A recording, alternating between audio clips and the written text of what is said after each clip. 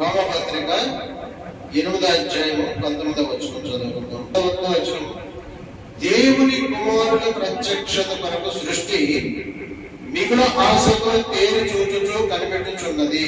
మరి దేవుని కుమారులు ఎవరు? యోహాను సువార్త 1వ అధ్యాయం 12వ వచనం, నన్ను ఎందరు అంగీకరించినో వారికి అందరికీ అనగా తన నామమునందు విశ్వాసం వచ్చిన వారికి దేవుని పిల్లలకు ఆయన అధికారము అనుగ్రహించే దేవుని స్తోత్రం కలుగునుగాక. అది తన్ను ఎవరిని? తన్ను అంటే ఎవరు? యేసు ప్రభు. యేసు ప్రభు వారిని ఎందరైతే దేవుడు, ఆయన యేసు ప్రభు వారి దేవుడు, ఆయన సర్వాధికారి అయిన దేవుడు, ఆయన నిరంతరము స్తోత్రార్హుడైన దేవుడు, ఆయన సార్వభౌముడు, ఆయన కృపాసత్య సంపూర్ణుడు, ఆయన సృష్టికర్త, ఆయన సమస్తమును చేసి సమస్తమును నిర్వహించుచు సమస్తమునకు వారసుడైన దేవుడు అని ఎవరైతే నమ్ముతారో, హృదయమందు విశ్వాసం ఉంచుతారో, ఆయన దేవుడైన హృదయమందు విశ్వసిస్తారో, ఆయన యందు విశ్వాసం ఉంచుతారో, ఆయన నామమునందు విశ్వాసం ఉంచుతారో, వారందరికైనా తన పిల్లలుగా ఉండడానికి అధికారం ఇచ్చాడంట. అంటే మొట్టమొదట యేసు ప్రభు దేవుడు అని ఒక నిశ్చయతకు మనం రావాలి. ఆయన సార్వభౌముడు, ఆయన సర్వాధికారి, ఆయన నిరంతరము స్తోత్రాలుడైన దేవుడు, ఆయన సమస్తమును సృష్టించి సమస్తమును నిర్వహించుచున్న దేవుడు. అయితే నమ్ముతారు వాళ్ళు ఆయన ఆయన కుమారులుగా కుమార్తెలుగా ఉండడానికి ఆయన అధికారం ఇచ్చాడు. ఇప్పుడు మన ఒక చోటుకి వెళ్ళి వాక్యం ఏమంటే ఆయన ఏం చెప్తున్నాడంటే, యేసు ప్రభుని దేవుడని అంగీకరించకపోతేనే పాపం అంటాడు. యేసు ప్రభు దేవుడని అంగీకరించకపోతే పాపం అంటారు. యేసు ప్రభు ఎందుకు వచ్చారంటే పాపాన్ని క్షమించి జీవం ఇవ్వడానికి వచ్చాడు. పాపాన్ని క్షమించి జీవం ఇవ్వడానికి వచ్చాడు. ఇప్పుడు పాపం వలన వచ్చే జీవితం మరణం. అందరూ పాపం చేసి ఏ భేదం లేదు. అందరూ పాపం చేసి దేవుని నుంచి వచ్చి మహిమను పొందలేకపోతున్నారు. మరి ఆ పాపమునకు పరిష్కారం చేసిన దేవుడు యేసు ప్రభు. ఆ పాపమునకు శాశ్వత పరిష్కారం చేసిన దేవుడు యేసు ప్రభు. ఆ పాపమునకు శిక్ష అనుభవించిన దేవుడు యేసు ప్రభు. ఆ పాపం నుంచి మనల్ని విడిపించిన దేవుడు యేసు ప్రభు. ఆ పాపాన్ని అందుకొరకు ఆయన తన రక్తాన్ని చిందించారు. ఆ రక్తంతో నిబంధన చేసి, ఎందరో రక్తంతో నిబంధన చేశాడు దేవుడు. ఆయన రక్తాన్ని చిందించి ఆ రక్తంతో నిబంధన చేసి, అందుకంటే యోహాను సువార్త 6:54 వచనంలో ఆయన శరీరము తిని ఆయన రక్తం త్రాగువాడే నిత్య జీవం గలవాడు, అంచె దినముల వారిని నేను లేపుదును. ఆయన శరీరాన్ని తిని ఆయన రక్తముల త్రాగువాడే నిత్య జీవం గలవాడు, అంచె దినముల వారిని లేపుదును. అది యేసు ప్రభువుని దేవుడని హృదయమందు విశ్వసించి, ఆయన నామమందు విశ్వాసం ఉంచి, ఆయనే దేవుడని ఒప్పుకొని ఒక నిశ్చయతకు వచ్చి ఆయన హృదయంలోకి చేర్చుకుని ఆత్మను పొందుకుని, పరిశుద్ధాత్మ దేవుడు ఎప్పుడైతే మనం ఆయన దేవుడని హృదయమందు విశ్వసిస్తామో, పరిశుద్ధాత్మ దేవుడు మన హృదయంలోకి వస్తాడు. పాపం గురించి, నీతిని గురించి, తీర్పుని గురించి ఒప్పింపజేస్తాడు. అగ్నితో మనల్ని అభిషేకిస్తాడు. ఎప్పుడైతే మన అభిషేకం పొందకుండా ఆయన ఆత్మ మన మీద ఉంటుంది, ఇంకా ఆ ఆత్మ మనతోటే ఉంటుంది. ఆత్మ మనతోటే ఉంటుంది. అది దేవుని ఆత్మను ఎందరూ దేవుని ఆత్మ అదే అంటారు అంటున్నారు. ఆయన ఆత్మ లేనివాడు ఆయన వారు కాదు అని కూడా మనం చూస్తాం. ఆయన ఆత్మ లేనివాడు ఆయన వారు కాదు. ఆ ఆత్మ పొందుకున్నావా? ఆత్మ నీలోకి వచ్చిందా, మనలోకి వచ్చిందా? ఆత్మ నడిపిస్తుందా? ఆత్మదేవుడు మాట్లాడుచున్నాడా? ఆత్మదేవుడు ప్రార్థన సపోజ్ కిరణ కొట్టాడికి వెళ్ళాం. కిరణ కొట్టాడికి వెళ్తే మనం సరుకులు తీసుకుని 100 రూపాయలు ఇస్తాం. అతను 500 అనుకుని మనం సెలబ్రేట్ చేస్తాడు మర్చిపోయి. అప్పుడు మన మనస్సాక్షి ఊరుకుంటుందా? ఆ డబ్బులు తిరిగించే వాడు కోరుకోదు మనస్సాక్షి. డబ్బులు తిరగకుండా ఇంటికి వెళ్ళిపోయాడంటే వాడికి ఆత్మ లేదు, వాడి మనస్సాక్షి లేదు, వాడు రక్షణ పొందుకోలేదు, వాడి పాపి, వాడు ఇంకా లోకంలోనే ఉన్నాడు అని అర్థం. ఎప్పుడైతే అబద్ధమాట నీ మనసు అంగీకరించట్లేదు, మోసం చేయడానికి నీ మనసు అంగీకరించట్లేదు, పాపం చేయడానికి నీ మనసు అంగీకరించట్లేదు, అప్పుడు నువ్వు దేవుడు ఆత్మను పొందుకున్నవాడు, అప్పుడు నువ్వు దేవుడు కుమారుడు, అప్పుడు నువ్వు ఆత్మస్వరూపుడు అవుతావు, ఆత్మానుసారుడు అవుతావు. ఆత్మ లేనివాడు నా వాడు కాదని ఖచ్చితంగా చెప్పినాడు దేవుడు. మరి ఆత్మను పొందుకుంటేనే ఆయన వాడు అవుతాం, ఆత్మను పొందుకుంటేనే ఆయన కుమారుడు అవుతాం, ఆత్మను పొందుకుంటేనే ఆయన శ్వాసములకు వారసు అవుతాం. అందుకంటే 1 పేతురు 3:9 మీరు ఆశీర్వాదములకు వారసులు అవడానికి పిలువబడితిరి, ఆశీర్వాదములకు వారసులు అవడానికి పిలువబడితిరి. వారసత్వం ఇస్తాడు తండ్రి అయిన దేవుడు, సృష్టికర్త అయిన దేవుడు, ఈ సమస్తానికి అధిపతి అయిన దేవుడు నీకు వారసత్వం ఇస్తాడు, నీకు స్వాస్థ్యం ఇస్తాడు. పరలోకంలో నీ కోసం ధనం ఉంటుంది, దానికి నేను వారసుడే అవుతావు. ఆయనలో ఉన్న బుద్ధి జ్ఞాన సర్వసముద్రంలో వారసుడు అవుతావు. మరి అందుకనే ఏది ముఖ్యమో గ్రహించుకోవాలి. ఏదో ఈ లోకంలో సంపాదించుకునే హ్యాపీగా బతకడం ముఖ్యమా? యేసు ప్రభువుని దేవుడు అంగీకరించి ఆయన హృదయంలో చేర్చుకోవటం ముఖ్యమా? ఆత్మను పొందుకోవటం ముఖ్యమా? అభిషేకం పొందుకోవటం ముఖ్యమా? దేవుని రాజ్యంలో చేర్చబడటం ముఖ్యమా అనేది మనం ఆలోచించు. ఇంకా నువ్వు చేర్చబడలేదా? ఈ రోజే దేవుడిని, యేసు ప్రభు దేవుడని ఒప్పుకోవాలి. ఆయన దేవుడని ఒప్పుకోకపోతే పాపం ఉంటుంది పరిశుద్ధ గ్రంథం. ఆ దేవుని కుమారుల ప్రత్యక్షత వరకు సృష్టి మిగిలిన ఆశతో ఎదురు చూస్తూ కనిపెడుతుందంట. దేవుని కుమారుల ప్రత్యక్షత కొరకు సృష్టి కనిపెడుతుంది. సృష్టి అంటే ఈ సృష్టి దేవుని కుమారుల వరకు కనిపెడుతుంది. అంటే దేవుని కుమారుడికి ఎంత పవర్ ఉందో, ఎంత పవర్ ఇచ్చాడు దేవుడు. యేసు ప్రభు నమ్మిన వారికి ఎంత పవర్ ఇచ్చాడు దేవుడు. యేసు ప్రభు నమ్మిన వారు పరలోక వాసులు, ఆయన శ్వాసములకు వారసులు, దేవుని కుమారుడు, రాజులైన యాజక సమూహము, పరిశుద్ధులు, పవిత్రులు, పాపం లేని వారు, శాపం నుంచి విడిపించబడిన వారు, బంధకాల నుంచి విడిపించిన వారు. అది దానికంటే మనం చనిపోయిన తర్వాత దేవుని కుమారులుగా మనం ఉండాలి అంటే ఇక్కడ దేవుడిని హృదయంలో ఉండాలి. ఎప్పుడైతే దేవుడు మన హృదయంలోకి వస్తాడో మన దేహం ఆలయంగా మారిపోయి, మన బ్రతుకు మందిరంగా మారిపోయి, మన ఆత్మలో శివుడుగా మారిపోయి, మన ప్రార్థన ఫలింపజేస్తాడు. అప్పుడు దేనికోసం ప్రార్థన చేసినా దేవుడు సహాయం చేస్తాడు. నీవు దేని విషయంలో ప్రార్థన చేసిన దేవుడు వింటాడు. ఇప్పుడు దేవుడు కుమారుడు అయితే ఆత్మ చేసే ప్రార్థన ఆత్మదేవుడు వింటా, ఆత్మ చేసే ప్రార్థన ఆత్మదేవుడు వింటాడు. ఈ ఆత్మకు ఆ ఆత్మకు కనెక్షన్ ఉంటుంది, రిలేషన్ ఉంటుంది. ఎలా అంటే తండ్రి కుమారుడు ఉంటాడు. కుమారుడు నాన్న అని వ్యాఖ్యేస్తే అయ్యో నా కుమారుడు ఎక్కడ ఏమైంది అని చెప్పేసి తండ్రి తల్లడిల్లు పోతాడు, పరిగెట్టుకు వెళ్ళిపోతాడు. నాన్న అని పిలిస్తే వింటా? కుమారుడు తండ్రిని నాన్న అని పిలిస్తే వింటా?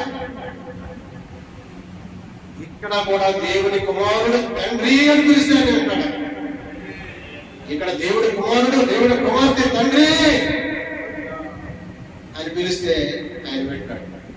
మరి ఆ భాగ్యం, ఆ తండ్రితో అనుసంధానం ఎప్పుడు కలుగుతుంది? ఎప్పుడైతే అందుకనే మనస్ఫూర్తిగా హృదయపూర్వకంగా యేసు ప్రభుని దేవుడు, ప్రభువా నువ్వే దేవుడు, నువ్వు తప్ప వేరొక దేవుడు లేడు, నువ్వు సృష్టికర్త అయిన దేవుడవు, నువ్వు ఆది అందున్న దేవుడవు, నువ్వు అద్భుతాలు చేసే దేవుడవు, నువ్వు ఆత్మదేవుడవు అబ్రాహాం సంతానంగా వచ్చి దావీదు కుమారుడిగా పుట్టి యోధాపుత్రుడు సింహంగా నజరేతు వాడుగా యోధయ సమరయ గలిలయ ప్రాంతాలన్నీ కాలినడకతో తిరిగి కాలం సంపూర్ణమై ఉన్నది, దేవుని రాజ్యం సమీపించుతున్నది, మారు మనసు పొందండి, సువార్త నమ్ముడని సువార్త చెప్పిన మొట్టమొదట సువార్త చెప్పిన దేవుడు యేసుక్రీస్తు. ఎందుకనంటే చీకట్లో ఉన్న వారిని వెలుగులోకి తీసుకున్నాం, మరణ ఛాయలో ఉన్న వారిని చీకట్లో ఉన్న మరణ ఛాయలో ఉన్న వారికి వెలుగు ఇవ్వడానికి, జీవం ఇవ్వడానికి, కుమారులుగా చేసుకోవడానికి, తన శ్వాసలకు వారసులుగా చేయడానికి, పరిశుద్ధులుగా మార్చుకోవడానికి ఆ మహాదేవుడే ఆ పరలోకం నుండి భూలోకానికి దిగి వచ్చాడు, నరవతారుగా జన్మించాడు. అందుకే దేవుడు ఒక్కడే, దేవునికి నరులకు మధ్యవర్తి ఒక్కడే, ఆయనే యేసుక్రీస్తు నరుడు, మహాదేవుడు, మన రక్షకుడు, మన విమోచకుడు, సజీవుడు. యేసుక్రీస్తు మహిమ యొక్క ప్రత్యక్షత వరకు ఎదురు చూసి ఈ లోకంలో నీతితో, భక్తితో, స్వస్థబుద్ధితో జీవించాలని చెప్పాడు. తీతుకు 2:13. ఆయన మహాదేవుడు, మన రక్షకుడు, ఆయన సజీవుడు, ఆయన జీవాధిపతి, జీవం ఉండడానికి వచ్చిన వాడు, పాపం క్షమించి జీవం ఉండడానికి వచ్చిన గొప్ప దేవుడు. పాపాన్ని క్షమించి జీవం ఉండడానికి వచ్చిన దేవుడిని అంగీకరించకపోతే అంతగానే పాపం అనుకుంటుంది. అందుకనే మరణకరమైన పాపం, మరణకరణం కాని పాపం ఉన్నాయి. మరణకరమైన పాపం ఏది, మరణకరణం కాని పాపం ఏదంటే, ఇక్కడ మరణకరమైన పాపం ఏంటంటే యేసుని దేవుడిని నమ్మకపోవడం మరణకరమైన పాపం, దేవుని దూషించడం మరణకరమైన పాపం. దానికి క్షమాపణ లేదు, వాళ్ళకి క్షమాపణ లేదు. ఎందుకంటే ఎప్పుడు చూడండి, ఎంతో మంది లోకంలో యేసుని దేవుడిని ఒప్పుకోవట్లేదు, దేవుని పిల్లల్ని బాధ పెడుతున్నారు, కొడుతున్నారు, చంపుతున్నారు, రకరకాల హింసలు. అంటే వాళ్ళు శాపగ్రస్తులు అయిపోతున్నారు, వాళ్ళు ద్వేషిస్తున్నారు, యేసు ప్రభుని ద్వేషిస్తున్నారు.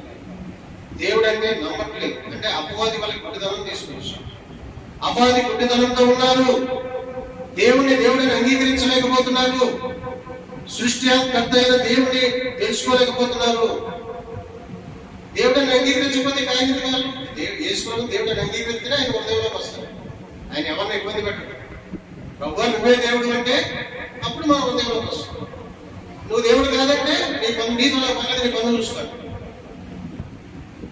అనమాట. ఆయన దేవుడిని ఒప్పుకున్న వాళ్ళు ధన్యుడు, ఆయన దేవుడిని అంగీకరించిన వాళ్ళు ధన్యుడు. వాళ్ళు ఆయన స్వాస్థ్యము, ఆయన వారసత్వానికి వారసులు, ఆయన స్వాస్థ్యానికి వారసులు, ఆయన బిడ్డలు, ఆయన పిల్లలు ప్రార్థన చేస్తుంటే ఆలకిస్తాడు, కన్నీటి ప్రార్థన చేస్తే ఆలకిస్తాడు. ఆ బిడ్డ మనసులో దేనికోసం యోచన చేస్తున్నాడో అది అతనికి అనుగ్రహిస్తాడు. అదనమాట అంత గొప్ప భాగ్యం. సృష్టి మిగిలిన ఆశతో ఎదురు చూస్తుంది దేవుని కుమారుల ప్రత్యక్షత కొరకు. ఎందుకనంటే ఈ లోకమంతా కూడా పాపంతో నిండిపోయింది, ఈ లోకమంతా కూడా పాప భారంతో ఉంది, పాపంతో నిండిపోయింది. సృష్టి భరించలేకపోతుంది, పాప భారాన్ని మోయలేకపోతుంది. అందుకనే దేవుని కుమారుల ప్రత్యక్షత కొరకు ఎదురు చూస్తూ కనిపెడుతుంది. ఎప్పుడు నన్ను అంటే అది పాపం నుంచి విడిపించబడాలి. ఈ భూమి శపించబడింది, మరి ఈ పాపం నుంచి ఎప్పుడు విడిపించబడుతుంది ఈ భూమి అంటే దేవుని కుమారుల ప్రత్యక్షతతో అది సాధ్యం. దేవుని కుమారుల ప్రత్యక్షతతో అది సాధ్యం. అందుకని సృష్టి కనిపెడుతుంది, దేవుని కుమారుల ప్రత్యక్షత కొరకు సృష్టి కనిపెడుతుంది. పాప భారాన్ని మోయలేకపోతుంది, పాపం పెరిగిపోతుంది, విచ్చలవిడి పాపం. అందుకనే ఈ పాపం నుంచి, ఈ పాపానికి పరిష్కారం దేవుని కుమారుడు. అందుకనే ఈ పాపం నుంచి విడిపించి మనుషులను దేవుని కుమారులుగా చేసుకోవడానికి, తన కుమారులుగా చేసుకోవడానికి యేసు ప్రభువు వెల చెల్లించాడు, పరిహారం చెల్లించాడు, రక్తాన్ని చెల్లించాడు, ఆయన సమాప్తి చేశాడు. ఆ లోక పాపని మోసిపోయాడు, ఆయన చేసేశాడు, ఆయన పరిష్కారం చేసేశాడు, శాశ్వతమైన పరిష్కారం చేసేశాడు. లోక పాపను మోసిపోయాడు. ఆయన ఒప్పుకున్న వాడికి క్షమాపణ, ఆయనను ఒప్పుకున్నవాడు పాపం నుంచి విడిపించబడి జీవం పొందుకుంటాడు, అతను జీవం పొందుకుంటాడు, జీవాత్మ అతనిలోకి వస్తుంది. ఆత్మదేవుడు నడిపిస్తాడు, ఆత్మదేవుడు జీవింపజేస్తాడు, ఆత్మదేవుడు ప్రార్థన చేస్తాడు. ఆత్మదేవుడు ఇక వాళ్ళు చనిపోయే వరకు సమాధి నుంచి ప్రాణాన్ని కూడా ఆయనే, ఆ ఆత్మదేవుడు చివరికి ఏం చేస్తాడు, ఆ ఆత్మతో జీవించి ఈ శరీరము కృషించిపోయిన తర్వాత, ఈ శరీరం ఒక రోజు కృషించిపోతుంది.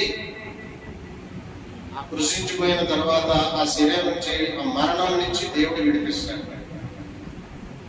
మరణాన్ని నుంచి విడిపించాలి మళ్ళీ దేవుడు, లేకపోతే ఆ శరీరం మరణము ఆ మరణం నుంచి దేవుడు విడిపిస్తాడు.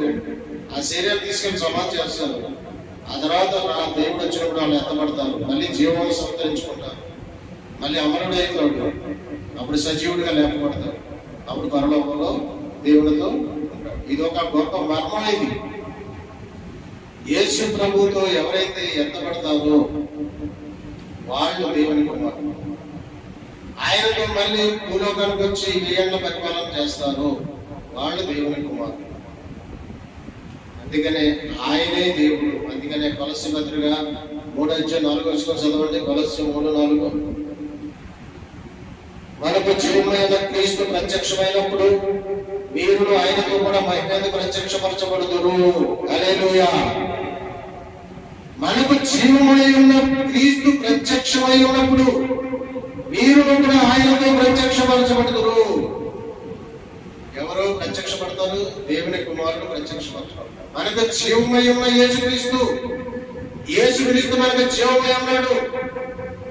ఆయన ప్రత్యక్షమవుతాడు, ఆయన మధ్యాకాశంలో వస్తాడు, అప్పుడు ఆయన కుమారుడు ఎత్తబడతాడు. అది ఆయన మధ్యాకాశంలో ప్రత్యక్షమైనప్పుడు అప్పుడు ఆయన కుమారుడు ఎత్తబడతారు.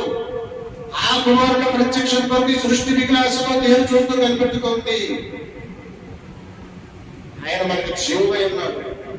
నువ్వు పాపం చేసావా? ప్రార్థన చేయి, ఆయన నిన్ను పాపం నుంచి విడిపించి నీకు జీవం ఇస్తాడు, నీకు పరిశుద్ధతను ఇస్తాడు. ప్రభువా నీవే దేవుడు తండ్రి, నువ్వు తప్ప వేరొక దేవుడు లేడు, నాలోకి రండి, నా జీవితాన్ని మార్చండి, నా దేహాన్ని ఆలయంగా చేసుకోండి, నాలో నివసించండి ప్రభువా అని ప్రార్థన చేస్తే దేవుడు నీలోకి వస్తాడు. ప్రార్థన చేసుకుని ఆయన హృదయమందు దేవుడిని విశ్వసించి ఆయన నామంలో ఏది అడిగినా, నా నామంలో మీరు నన్ను ఏమడిగినా నేను ఇస్తాను వాగ్దానం చేసుకోండి. ఇదిగో యుగ సమాప్తంలో సదాకాలం మీతో కూడా ఉంటానని వాగ్దానం చేసుకోండి. అంటే యుగ సమాప్తంలో ఆయన మనతోనే ఉంటాడు, ఆయన ఆత్మ మనతోనే ఉంటుంది. ఆయన ఆత్మనిచ్చాడు, సత్యకరుగా మనకు ఆయన ఆత్మనిచ్చాడు. ఎందరు వినియోగించుకుంటున్నారంటే వినియోగించుకోలేకపోతున్నారు. ఆయన సత్యకరుగా ఆత్మను మనకిచ్చి మన మధ్యలో ఆత్మనిచ్చాడు. ఒప్పుకున్నాడు, హృదయాలకు వచ్చేస్తాడు. ఇక వాళ్ళని కుమారులుగా మార్చేసుకుంటాడు, కుమార్తెలుగా మార్చేసుకుంటాడు, జీవం ఇస్తాడు, జీవింపజేస్తాడు. జీవజల నదులు హృదయంలోంచి కొన్ని ప్రవహింపజేస్తాడు, జీవజల నదినిస్తాడు, ధనని ఎదిరిస్తాడు. ఆకాశం తన కుమారులకి ఆకాశం అనే ధనని ఎదిరిస్తాడు. వాళ్ళకి ఏ లోటు ఉండదు, ఆకాశం ధనని ఎదిరిస్తాడు, జీవజలం ఎదిరిస్తాడు, జీవజలం ఎదురు హృదయంలోంచి కొన్ని ప్రవహింపజేస్తాడు, స్వస్థపరుస్తాడు, అనారోగ్యంతో స్వస్థపరుస్తాడు, పరిశుద్ధపరుస్తాడు. నా చేత చిన్నపిల్ల రోజు 7 ప్రార్థన చేయమని ఫోన్ చేస్తే ఎందుకు అని చెప్తాను? ప్రార్థన చేస్తే ఊరుకుంటుంది. దెయ్యం పెట్టుకునేవాడు ఫోన్ చేస్తుంది, దెయ్యం పట్టేసి బాబు అంటే ప్రార్థన చేస్తే దెయ్యం వదిలేసి వెళ్ళిపోతుంది. మరి ఆ కెపాసిటీ సంపాదించుకున్నావా? ప్రార్థన చేస్తే దెయ్యాలు పోతున్నాయా? ప్రార్థన చేస్తే స్వస్థత వస్తుందా? ప్రార్థన చేస్తే దేవుడు ఆలకిస్తున్నాడా? నీ ఇంట్లో ఇబ్బందులు ఇరుకుల్లో ఇంకా సమస్యలతోనే ఉన్నావా? నీ సమస్యలు పరిష్కార మార్గం దొరికిందా?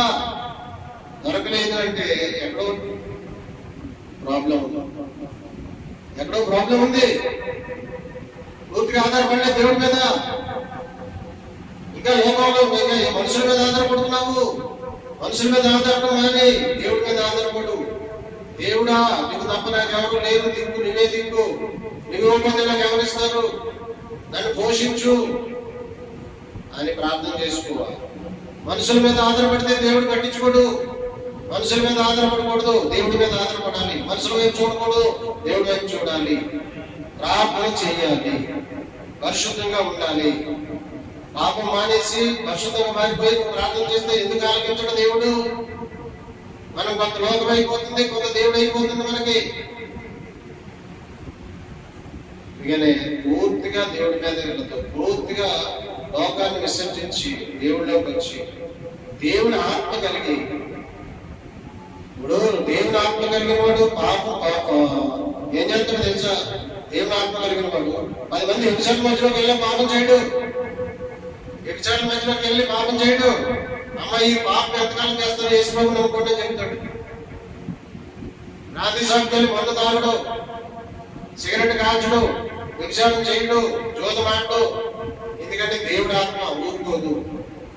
చే అంటదన్నమాట. చే సిగరెట్ కాల్చాలంటే చే, మందు తాగాలంటే చే, జోదమాడాలంటే చిచ్చే, విచారం చేయాలంటే తప్పు అనే మనసు ఎవరికి వస్తుందో వాళ్ళు దేవుని కోవడం, అతను అభిషేకించాడు. అలాంటి బిడ్డను దేవుడు అభిషేకించుకుంటాడు, తన సన్నిధిలో సాక్షి బిడ్డగా నిలబెట్టుకుంటాడు, అతను పోషిస్తాడు. సాక్షి బిడ్డగా ఉన్న వల్ల ఆయన పోషిస్తాడు, సాక్షి బిడ్డలు ఆయన అభిషేకిస్తాడు. అందుకనే దేవుని కుమారుడిగా మరి ఎప్పుడు ఆయన రాకడ వచ్చినప్పుడు మనం ఎత్తబడకపోతే మనం దేవుని కుమారుడిగా లేకపోతే మనం ఎంతపడం విడవపడతాం. విడవబడిన తర్వాత ఆయనతో మనకు సంబంధం ఉండదు. ఇంకా విడవబడ్డావా ఆయనతో నీకు సంబంధం ఉండదు. ఎత్తబడితేనే ఆయనతో నీకు సంబంధం. ఎత్తబడాలి అంటే దేవుని ఆత్మ కలిగి ఉండాలి, ఎత్తబడాలి అంటే పరిశుద్ధత కలిగి ఉండాలి, ఎత్తబడాలంటే పాపం నుంచి పూర్తిగా లోకానికి వ్యతిరేకంగా జీవించాలి, పాపానికి వ్యతిరేకంగా లోకానికి వ్యతిరేకంగా జీవించాలి. లోకానికి వ్యతిరేకంగా ఎప్పుడైతే జీవిస్తావో లోకం మీదకి వచ్చే ఏ తెగులు నీ మీదకి రాదు, ఏ తెగులు నీ గుడారం సమీపించదు. ఎన్ని తెగులు రాని, ఎన్ని భూకంపాలు రాని, ఎన్ని వరదలు రాని, ఎన్ని సమస్యలు రాని, నీకు ఆయన ఆశ్రయంగా ఉంటాడు, నీకు ఆయన దుర్గంగా ఉంటాడు, ఆయన నీకు తోడుగా ఉంటాడు, ఆయన నీకు కాపుదల నీకు తోడుగా ఉంటుంది. ఆయన ప్రమాదాల ఆపద నుంచి తప్పిస్తాడు, ఆయన మరణం నుండి విడిపిస్తాడు, సమాధి నుంచి విమోచిస్తాడు, ఆ పరలోకంలో నిలబెట్టుకుంటాడు. అది ముఖ్యం మనకి. ఈ లోకంలో సంపాదించుకుందాము, బిల్డింగ్ కట్టుకుందాము, ఇంకో బిల్డింగ్ కట్టుకుందాము, అర్జెంట్ గా పెళ్లి చేసుకుందాం, అర్జెంట్ గా పిల్లలు కనేద్దాం.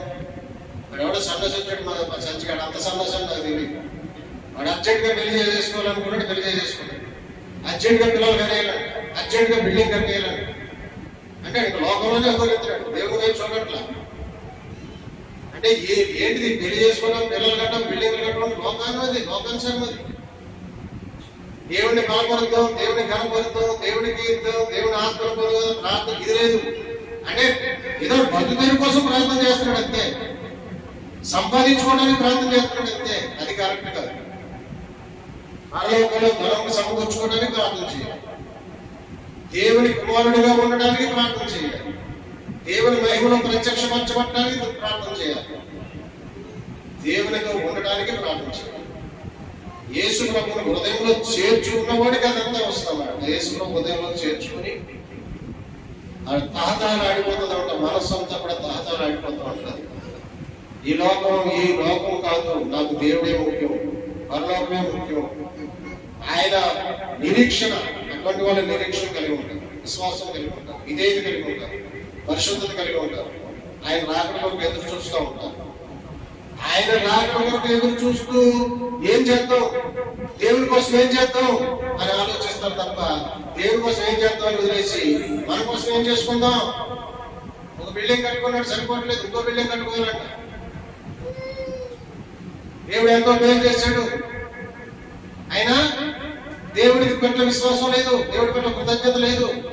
దేవుడు నాకు ఎంత మేలు చేశాడు, ఒక దిక్కులేని అనాథగా వచ్చాను హైదరాబాద్, నేను దేవుడి సన్నిధికి వెళ్ళాను, ఆయన నాకు మేలు చేశాడు, నేనేం చేస్తాననేది లేదు, ఆయనకి ఎంత ఇస్తున్నాననేది లేదు. నేను ఇంకా బిల్డింగ్ కట్టుకోవాలి, ఇంకో బిల్డింగ్ కట్టాలి, ఇంకో బిల్డింగ్ కట్టాలి. ఇది బిల్డింగ్ కూడా రావు, వెండి బంగారాలు కూడా రావు, దేవుడు కూడా ఉంటాడు. దేవుడు కూడా ఉంటే అన్ని మనం దేవుడు ఉంటే మనం అన్ని కలిగి ఉన్నట్టే లెక్క. అందుకే అన్నాడు, నీ బంగారాన్ని నీ వెండిని నేలలో పడేయమన్నాడు దేవుడు. నేనే నీకు అపరంజిగాను బంగారంగాను వెండిగాను, నేనే నీకు వెండిగా ఉంటాను, నేనే నీకు బంగారంగా ఉంటాను, నేనే నీకు అపరంజిగా ఉంటాను. ఆ వెండి కోసం ఆ బంగారం కోసం పెడితే దేవుడు దూరం అయిపోయింది. ఆ ఇంట్లో సామాన్య అదనమాట. ఏంటంటే వెండి బంగారాల కంట దేవుడే మనకి. ఆయన ఇప్పుడు మొన్న ఆయన ఇంతవరకు చెప్పిన ఒక మర్మం చెప్పి, నోవహు జలప్రలయం వచ్చినప్పుడు ఎన్ని రోజులు వర్షం? 40 దినాలు 40 పగలు ప్రచండ వర్షం కురిసింది. మరి 40 రోజులు అంటే ఆ 40 రోజులు ప్రచండ వర్షం కురిస్తే ఎండ కాస్తుందా? సూర్యుడు కనపడతాడా? చంద్రుడు కనపడతాడా? మరి అప్పుడు అందరూ ఓడలో ఉన్నప్పుడు ఆయనకి మరి సూర్యుడు లేకపోతే బతుకులేవు, ఎండ లేకపోతే బతుకులేవు, వెన్నెలు లేకపోతే బతుకులేవు. మరి ఎవరు ఎండగా ఉన్నారు, ఎవరు వెన్నెలుగా ఉన్నారంటే దేవుడే. నోవహు ఓడలో దేవుడే వాళ్ళకి సూర్యుడిగా ఉన్నాడు, అంటే దేవుడే వెలుగుగా ఉన్నాడు. నోవహు ఓడ ఈ ఒక్క నోవహు ఓడలో దేవుడే ఆయనకు వెలుగుగా ఉన్నాడు, దేవుడే ఆయనకు ఆహారంగా ఉన్నాడు. ఎలా పోషించబడ్డారు 40 దినాల వాళ్ళు ఓడలో? దేవుడే వాళ్ళకి ఆహారం ఇచ్చాడు, దేవుడే వాళ్ళకి వెలుగుగా ఉన్నాడు. అందుకే అంటాడు దేవుడు, అనేక పిచ్చుకలను నేను పోషిస్తున్నాను, ఆ పిచ్చుకల కంటే మీరు శ్రేష్టమైన వారు కాదా? పిచ్చుకలు పోషించిన నేను మిమ్మల్ని పోషించలేదా? మీరెందుకు మీరు అంటే పోషించగలిగిన దేవుడు, సమర్థుడైన దేవుడు యేసు. ఇంకొక మాట చూద్దాం. 1 పేతురు 1:5 కూడా చదువుకున్నాము. 1 పేతురు 1:5.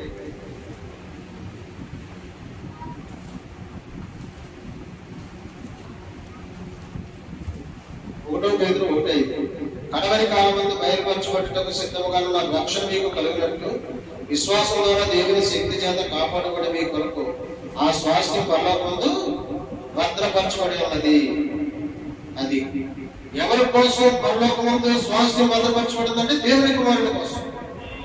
కడవరి కాలమందు బయలుపరచబట్టుటకు సిద్ధముగా ఉన్న రక్షణ మీకు కలిగినట్లు విశ్వాసం ద్వారా దేవుని శక్తి చేత కాపాడబడి మీ కొరకు ఆ స్వాస్థ్యం పరలోకమందు భద్రపరచబడి ఉన్నది. అర్థమైతే ఈ వాక్యం? ఎలాగంటే ఏమంటున్నాడు?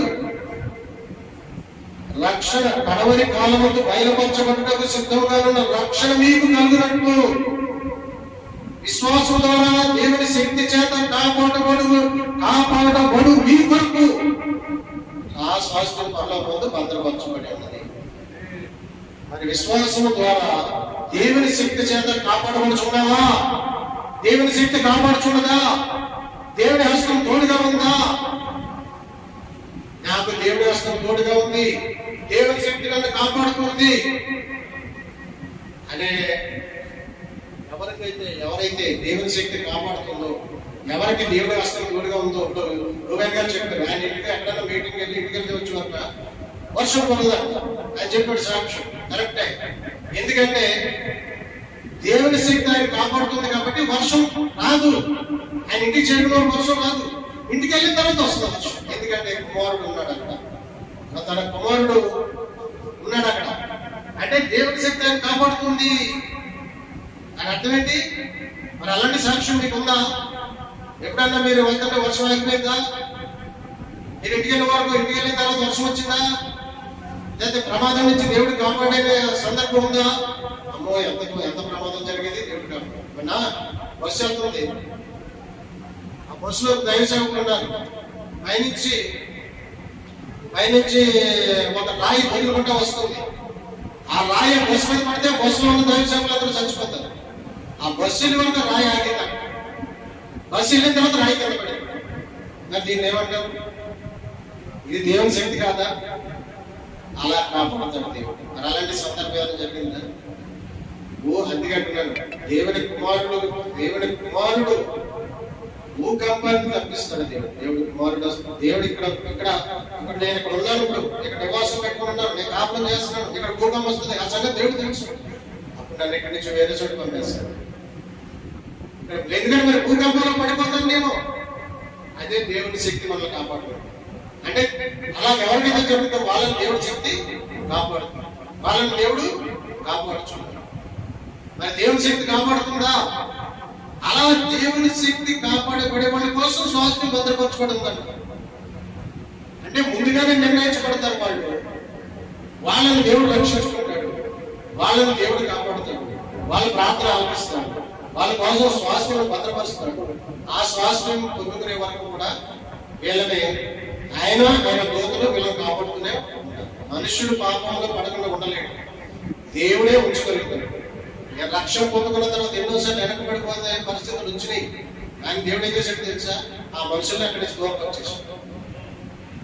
ఈ మనిషి వల్ల ఇతర పాపంలో పడిపోతాడేమో అనుకున్న దేవుడు నన్ను పరిశుద్ధుడిగా జీవింపజేయడానికి, నన్ను పరలోకంలో చేర్చుకోవడానికి, ఆ పరలోకంలో భద్రపరచుకోవడం ఆ శ్వాసములకు వారసుడిగా చేయడానికి నా చేత పాపం చేయకుండా ఆ మనిషిని తీసేసాడు. మరి అలాంటి సందర్భం ఉందా మీకు? చూసారా? ఒకవేళ ఆ మనిషి అక్కడ ఉంటే నేను పాపం చేసేస్తానేమో, నా పరిశుద్ధతను కోల్పోతానేమో, నేను నరకంలో పడిపోతానేమో. అంటే ఒక తండ్రి తన కుమారుడు ఎలా కాపాడుకుంటాడో తను రక్షించుకున్న బిడ్డ దేవుడు ఎలా కాపాడుకుంటాడు. అంటే నిజముగా నువ్వు దేవుడు కుమారుడు అయితే నిన్ను దేవుడు ఆ రకంగా కాపాడుకుంటాడు. నిజముగా దేవుడు కుమారుడు అయితే, నిజంగా దేవుడు నీలోకి వస్తే, నిజంగా దేవుడు నీతో ఉంటే, దేవుడి శక్తి నిన్ను కాపాడుతూ ఉందంటే, సార్ ఇలాంటి మాటలు వింటుంటే మేము ఎంత ఆదరణ పొందుతున్నాం తెలుసా, సార్ ఎంత సంతోషిస్తున్నాం తెలుసా? ఎందుకంటే దేవుడు మమ్మల్ని రక్షించుకున్నాడు, దేవుడు మాకు ఆత్మనిచ్చాడు, దేవుడు మమ్మల్ని అభిషేకించుకున్నాడు, దేవుడు మాకు ప్రార్థన ఆలకిస్తున్నాడు, దేవుడు మాకు కళలో దర్శనాలు చూపిస్తున్నాడు, దేవుడు మాకు సమృద్ధినిచ్చాడు, దేవుడు మా పిల్లలని మాకు తోడుగా ఉన్నాడు, మా పిల్లలకు తోడుగా ఉన్నాడు. ఇప్పుడు ఎక్కడ ఇలాంటి మాటలు చెప్తుంటే మేము ఎంతో ఆదరించుకోం. ఇలాంటి మాటలు చెప్తుంటే ఎంతో ఆదరించబడుతున్నాం. ఆహా దేవా, ఆయా నా ప్రభు, ఇంకా ఇంకా భక్తి పెరిగిపోతుంది, ఇంకా ఇంకా ప్రార్థన పెరిగిపోతుంది, ఇంకా ఇంకా విశ్వాసం పెరిగిపోతుంది. ఎందుకు? నేను దేవుని కుమారుడున్నా, దేవుడు నన్ను కాపాడుతున్నాడా, దేవుడి శక్తి నన్ను కాపాడుతుందా, ఆ పరలోకంలో నా కోసం స్వాస్థ్యం భద్రపరచుకోవడం ఉందా? అయ్యో నా తండ్రి, ఎంతో కాలం నిన్ను బాధ పెట్టానే, ఎంతో కాలం నిన్ను హింసించానే, ఎంతో కాలం నీ గాయాలు లేపానే, నన్ను క్షమించుకోవా అని కన్నీటి ప్రార్థన, కృతజ్ఞత గుండెల్లోంచి కన్నుకు వస్తుంది. అదనమాట. అందుకనే దేవుని శక్తి కాపాడుతుంది. ఆ బిడ్డ దేవుడు కుమారుడు అయి ఉంటాడు. దేవుడి శక్తి కాపాడట్లేదా? దేవుడు నిన్ను పోషించట్లేదా? నీ కష్టాలు పోలేదా? నీ ఇంట్లో సమాధానం లేదా? నువ్వు ఆరోగ్యంగా లేవా అంటే నువ్వు విశ్వసించలేదు. విశ్వసించేవాడు కలవరపడ్డాడు. విశ్వసించాలి, దేవుని హృదయంలో చేర్చుకోవాలి. యేసే దేవుడు, ఆయన రక్షకుడు, ఆయన విమోచకుడు, ఆయన సజీవుడు, ఆయన జీవాధిపతి, ఆయన దీర్ఘాయుష్మంతుడు, ఆయన పరలోకమైన దేవుడు, ఆయన దేవుడు అని ఎప్పుడైతే మనం విశ్వసిస్తామో అప్పుడు ఆయన కుమారుడిగా చేర్చుకుంటాడు, ఆయన రాజ్యంలో చేర్చుకుంటాడు. లక్ష్యం నీ కోసం సిద్ధపరుస్తాడు. పరలోకంలో స్వాస్థ్యం సిద్ధం దాచుకొని ఉన్నది నీ కోసం. పరలోకంలో స్వాస్థ్యం భద్రపరచుకొని ఉన్నది. అది నువ్వు పొందుకోవాలి అంటే నువ్వు ఇక్కడ పరలోకానికి టికెట్ కొనుక్కో. పరలోకానికి టికెట్ కొనుక్కోవాలి. ఏంటా టికెట్? నువ్వు యేసుని దేవుడిని అంగీకరించి పాపాలను పశ్చాత్తాపడి బాప్తిసం తీసుకుని నీటితోనూ నీటి మూలంగాను ఆత్మ మూలంగాను జన్మించి దేవుని రాజ్యంలో చేర్చబడితే అప్పుడు నువ్వు దేవుడికి వాడతావు. నీటి మూలంగా ఆత్మ మూలంగా జన్మించాలి. ఒకటి రెండవసారి జన్మించదేనే కానీ అతని పరలోకం చూడటం. ఏంటా రెండోసారి జన్మించడం అంటే? రక్షణ తీసుకోవడమే రెండోసారి జన్మించడం, నువ్వు బాప్తిసం తీసుకోవడమే రెండోసారి జన్మించడం. అలాగా ఆయన విశేష కనికరం చెప్పున రెండోసారి జన్మించబడి రెండో మరణం నుండి తప్పించబడి దేవుడి కుమారుడిగా నువ్వు అయిపోతే అప్పుడు నువ్వు దేవుడి కుమారుడు, అప్పుడు నువ్వు క్రీస్తు సంబంధివి. అందుకంటే రోమపత్రిక ఎంత చదవడం ప్రకారం ఇప్పుడైతే క్రీస్తు యేసునందున్న వారికి ఏ శిక్ష విధి లేదు. అప్పుడు క్రీస్తు యేసునందున్న వారికి ఏ శిక్ష లేదు. క్రీస్తు యేసునందున్న వారికి శిక్ష లేదు. వాళ్ళు రెండో మరణం నుంచి దాటిపోతారు. అలా ఈ చెరువులోంచి ఎగిరి ఆ చెరువులో పడిపోతుంది చేప. ఈ చెరువులోంచి ఎగిరి ఆ చెరువులో పడిపోతే వాడు మరణం నుంచి దాటిపోయాడు. నిన్ను ఆ రెండో మరణం నుండి దాటించి నిన్ను జీవంలోకి ప్రవేశపెట్టడానికి యేసు ప్రభువుని లోకంలోకి వచ్చాడు. అది అనమాట. రెండవ అదే చేప బొట్టు మీద పడిపోతే నిన్ను ఈ చెరువులోకి ఆ చెరువులోకి పడేటట్టు చేసిన వాడు యేసు ప్రభు. నువ్వు ఆ చెరువులో పడకుండా బొట్టు మీద పడితే ఎవడో పట్టుకున్నాడు కోసేస్తాడు మొక్కలకి. అవునే కదా, గొట్టు మీద పడితే ఏముంది? గొట్టు మీద పడితే ఎవడో పట్టుకుంటాడు, జీవం కదా అయిపోయింది. అదే మళ్ళీ చెరువులో పడితే అది జీవాన్ని సంతరించుకుంటాడు, దాన్ని ఎవడో పట్టుకుంటాడు. అది అనమాట. అంటే ఇక్కడ ఈ లోకంలో నుంచి పరలోకంలో పడాలి అంటే ఆ పరలోకంలో పడేసేవాడు యేసు ప్రభువు. నిన్ను పరలోకానికి తీసుకెళ్లేవాడు యేసు ప్రభువు. నిన్ను దేవుని శక్తి చేత నిన్ను నడిపించేవాడు యేసు ప్రభువు.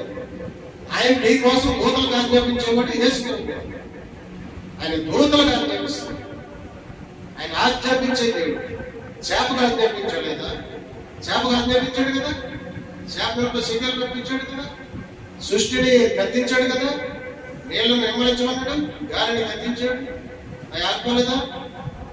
ఎన్ని సాక్ష్యాలు ఉన్నాయి యేసు ప్రభువు దేవుడు అంటే. ఆయన దేవుడు కాకపోతే గాలి ఎందుకు ఆగిపోతే సముద్రం ఎందుకు గమనిస్తుంది? ఏ ఆగు అంటే సముద్రం ఆగిపోయింది, ఏ ఆగు అంటే గాలి ఆగిపోయింది. తుఫాను ఆపేసాడు దేవుడు. తుఫాను ఆఫ్ చేసే శక్తి నీకు కూడా ఉంటుంది. ఎప్పుడు ఈ వర్షం ఆపుకోమని ప్రార్థన చేస్తే, నిజంగా దేవుడు కుమారుడు అయిపోయి వర్షం ఆపుకోమని ప్రార్థన చేస్తే వర్షం ఆగిపోతుంది. మేము మీటింగ్ పెడితే వర్షం ఆగిపోతుంది. మేము మీటింగ్ పెడితే వర్షం ఆగిపోద్ది. ఎందుకు ఆగిపోద్ది? పరలోకంలో దేవుడు మా మీటింగ్ జరగాలని వర్షం ఆపేస్తున్నాడు. అది ప్రారంభించొచ్చిన వాళ్ళు కనిపెట్టారు. మా చర్చికి రావడానికి ముందు రోజు పెద్ద వర్షం వచ్చింది, మనుషులు కొట్టిపోయారు. మేము మీటింగ్ ఎట్టి రోజు వర్షం లేదు. వాళ్ళు ఆశ్చర్యపోయారు. ఏం మీరు మీటింగ్ పెట్టుకోవాలన్నా వర్షం అయిపోయింది అన్నారు. అవునా, మేము మీటింగ్ పెడితే వర్షం అయిపోయిందని నేను కన్సెప్ట్ చెప్పాను. ఎందుకంటే నా దేవుడు నాకు పట్టుకోవడం నాకు తెలుసు, దేవుని శక్తి నన్ను కాపాడుతున్న సంగతి నాకు తెలుసు. అటు వర్షాకాలంలో భూమి వర్షాలు కురిచేస్తున్నాయి, మనుషులే కొట్టుకుపోతున్నారు. అలాంటి టైంలో వర్షం ఆగదు, రేపు కూడా భయంకరంగా కురుస్తుంది అనుకున్న సమయంలో మేము మీటింగ్ పెట్టేశాం. దేవుడి మీద ఆధారపడి మరి అందరూ వచ్చేసారు. వర్షం అయిపోయింది, జనాలు వచ్చేసారు, మీటింగ్ జరిగిపోయింది. మీటింగ్ అయిపోయిన తర్వాత ఎవరింటికాలు వెళ్ళిపోయి వచ్చింది వర్షం. మీటింగ్ అయిపోయింది, ఎవరింటికాలు వెళ్ళిపోయారు. ఆ పార్లర్స్ కూడా వాళ్ళు ఇంటికి వెళ్ళిపోయిన తర్వాత రాత్రి 11:30 వచ్చింది వర్షం. అంటే చూసారా, అది మరి అలాంటి అద్భుతాలు జరుగుతున్నాయా? దేవుని శక్తి నడిపిస్తుందా అనేది పరిశీలన చేసుకుని ఆ గొప్ప దేవుడిని హృదయంలో చేర్చుకోవాలి. ఆయన ఆ దేవుడిని చేర్చుకుని ఆత్మ కొనుక్కుని ప్రార్థన చేయాలి. ఆయన చదవాలి. ఆయనతో స్నేహం ఎప్పుడు ఏర్పడుతుంది? మనకి బైబిల్ చదువుతుంటే ఆయనతో స్నేహం ఏర్పడుతుంది. ప్రార్థన చేస్తుంటే ఆయనతో స్నేహం ఏర్పడుతుంది. ప్రార్థన చేయకుండా బైబిల్ చదివిన ఆయనతో సహవాసం ఉండదు. ఆయన నిజంగా ఆయన కుమారుడు అయితే బైబిల్ చదువుతావు, నిజంగా ఆయన కుమారుడు అయితే నువ్వు ప్రార్థన చేస్తావు. అది అందుకనే బైబిల్ చదవాలి, ప్రార్థించాలి. మాటలు దేవుడు దీవించుకున్నాడు.